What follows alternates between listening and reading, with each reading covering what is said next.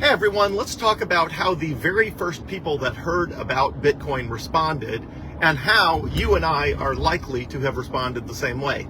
So the background to this is I regularly think, wow, if only I had been on the cryptography mailing list when Satoshi Nakamoto sent the email and indicated his idea and all of that. And wouldn't it have been amazing if I could have mined hundreds or thousands of Bitcoin back in the day just by keeping my computer on? But the truth is, you or I or anyone else is very likely to have responded exactly the way the people on the cryptography mailing list actually did respond, which most of them were very skeptical and sort of thought nothing of it. So you have to understand the context. People had been talking about inventing decentralized digital cash, a form of internet native money, since the 1970s. The internet was originally invented in 1969. Scholars debate on whether it was 69 or 83, and people go back and forth. But anyway, the earliest the internet existed in any form, I believe, was something like 1969. So since the 1970s, people have been talking about, wouldn't it be amazing if there was an internet native cash? And they tried a bunch of different ways to do that, but they all were dependent on a centralized party to make sure that nobody was spending the same coins. Essentially, they all had a centralized place that you could check to see if any specific of the electronic currency had been spent. And what kept happening was governments would shut down whatever that central place was because they didn't have a money transmitter license or some sort of license. And so when Satoshi Nakamoto came along, and on October 31st, 2008, which was when the Bitcoin white paper was first published to the cryptography mailing list, when he came along, you've got to realize these people had been seeing for decades ideas for digital cash that didn't work out. So they were naturally skeptical. Every other idea that anyone had did not work out. So then all of a sudden, this guy out of the blue, nobody's ever heard of him, using a pseudonym, drops a white paper on the cryptography mailing list, and people generally did not take it seriously. They thought, if this was credible, it would not be coming from Satoshi Nakamoto, whoever that is. And the way that Bitcoin is proposed, often, so if you think about how to design, cryptography and systems and all of that, it's almost like it's backwards. And I had someone tell me this. I think it was either Jameson Lopp, who's a Bitcoin developer, or it was Adam Back, the inventor of Hashcash. I was having a conversation a couple years ago with, I can't remember which one it was. It was one or both of them back at Satoshi Roundtable in Dubai a year or two ago. And I asked them, I said, well, what did you think of, when you first saw it? And I think it was Jameson Lopp said, well, what's hard about Bitcoin is if you're a software developer, it's almost like it's designed in reverse. He's like, the way, the concept of the blockchain and all of that sort of stuff, when it hits you for the first time, if you're used to solving computer software design problems the way people are used to solving them, then your gut reaction is, that's all backwards, that'll never work. And it's only after you spend some really intense time studying it that you realize, but wait, that's literally the only way it can work. So in some ways, Satoshi Nakamoto, whoever that is, the inventor of Bitcoin, in some ways, the only way to create Bitcoin was to think outside the box. And the problem that everyone else had that had attempted to invent digital cash or internet native money before Satoshi Nakamoto, they were all in some way thinking inside the box, or maybe they were thinking outside of the box, but not way outside of the box. So the vast majority of people who read the Bitcoin white paper when it was first introduced did not take it seriously. They did not think it was going to work. It didn't sound like software the way they were used to seeing software written. It did not work like systems they were accustomed to working. So the vast majority of people dismissed it, even if they were there at the ground level.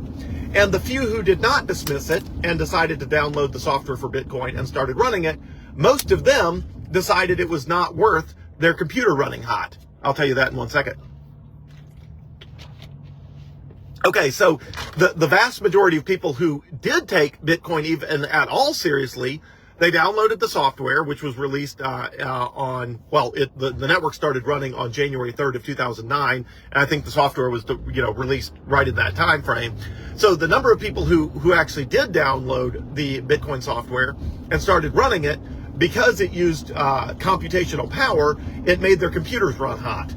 So even though they were getting maybe 50 Bitcoin a day, their home computer was mining 1 Bitcoin block per day, which back then gave you 50 Bitcoin. Right now it gives you 3.125 Bitcoin, and you can't even run it on a home computer. You have to have mega data centers to run the Bitcoin. To effectively mine Bitcoin requires massive data centers.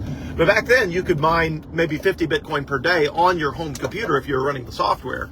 But the vast majority of people who ran it ended up turning it off because it made their computer run hot.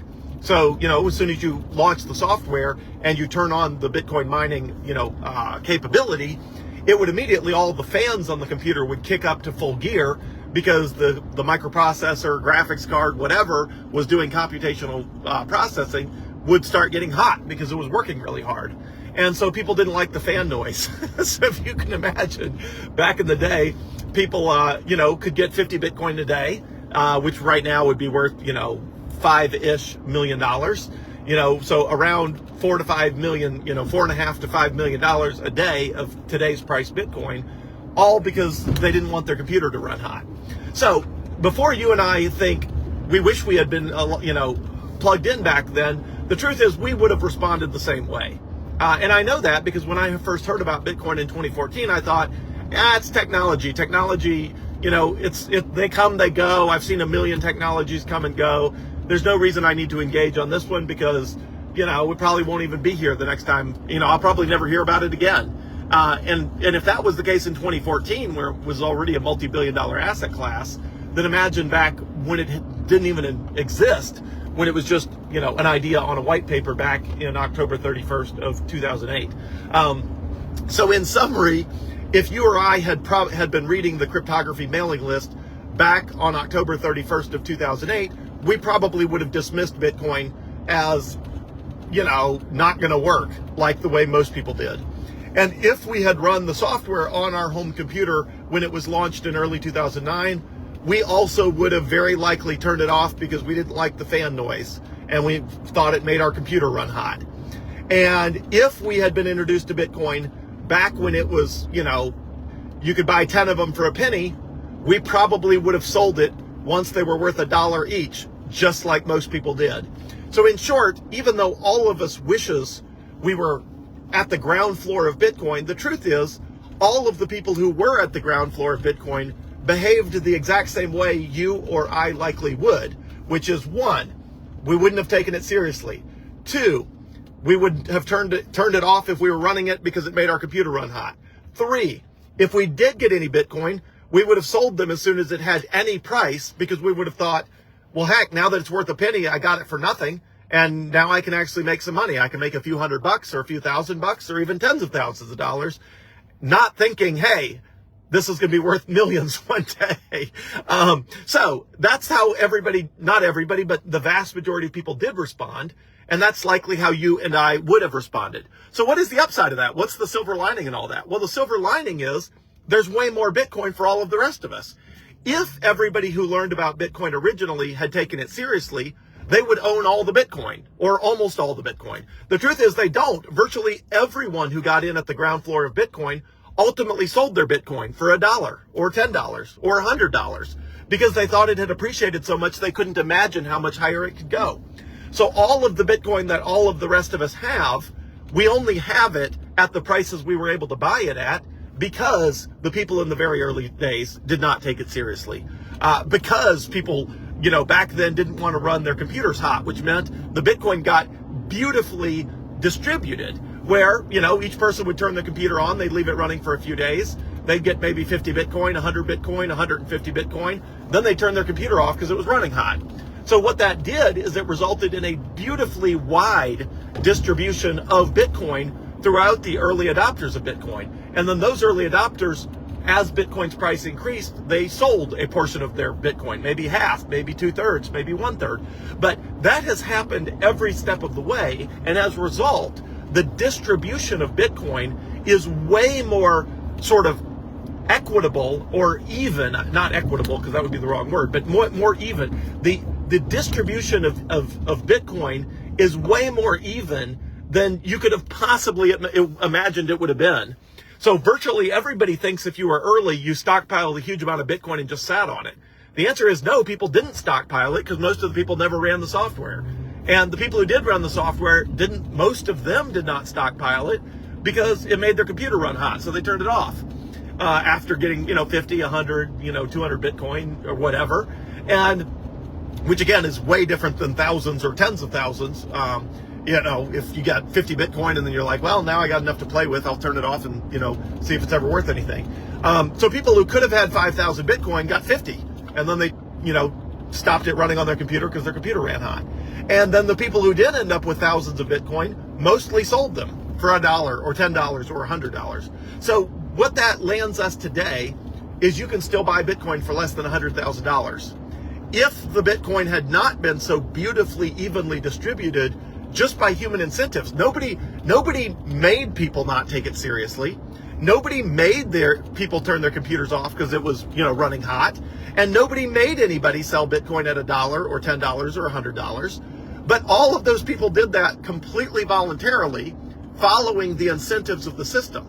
And because they followed the incentives of the system, the Bitcoin ended up beautifully, not completely evenly distributed. Obviously, some people have more than others, and some early adopters did end up with a lot of Bitcoin.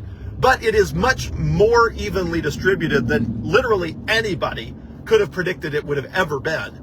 And it becomes more evenly distributed by the day. As people adopt Bitcoin, people who bought it at $10,000, they need a new car or something, so they sell it for $90,000. Somebody new today, thousands or tens of thousands of people in the world will buy Bitcoin for the very first time at $93,500. And they are buying that Bitcoin at $93,500 because somebody who bought it at $63,500, is up 50% and feels like now's a good time to sell some Bitcoin. So all the Bitcoin in the world keeps getting more and more evenly distributed, even as you have Michael Saylor buying up a lot. As certain entities are buying up a lot, that's still a very small percentage of the total Bitcoin.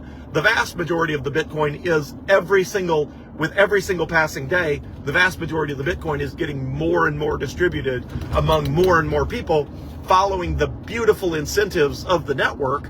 And as a result, people like me bought my first Bitcoin in 2017, and I've been accumulating Bitcoin ever since. But at some point, Bitcoin will be so expensive that I'll just be living entirely on Bitcoin without an income stream. And if I'm living entirely on Bitcoin without an income stream, that means I'm slowly spending Bitcoin. And if I'm slowly spending Bitcoin, that means I'm distributing it very slowly to the rest of the world. And everybody who has retired on Bitcoin is doing the same thing. Unless they're borrowing against their Bitcoin, they are slowly distributing their Bitcoin to the rest of the world. It's just a beautiful system. It's a beautiful, completely voluntary system that relied on and will always rely on the completely voluntary behavior of humans, following very natural and very healthy incentives. And that is just a beautiful system that results in Bitcoin becoming the new monetary system of the world, and getting there in a completely straightforward and completely voluntary way, which is just a beautiful thing to behold. So anyway, just be glad you know about Bitcoin now in 2024. There will be people who adopt Bitcoin for the very first time in 2025, 2026, 2027, all the way into the 2030s. We're going to be well into the 2030s, if not the 2040s, before everybody that possibly could benefit from Bitcoin has. Very similar to Facebook. I don't know, Facebook has like 3 or 4 billion, users. It's like half the world's population or something like that. But it took them quite a while to get there. It took them a while, and the early adopters, and then it started to snowball. So we're still, something like 5% of Americans own any Bitcoin, and even most of those own a very small amount. So you're still early to Bitcoin. Bitcoin is on, excuse me. Bitcoin is on sale and cheap right now, in my opinion. And it's a beautiful system.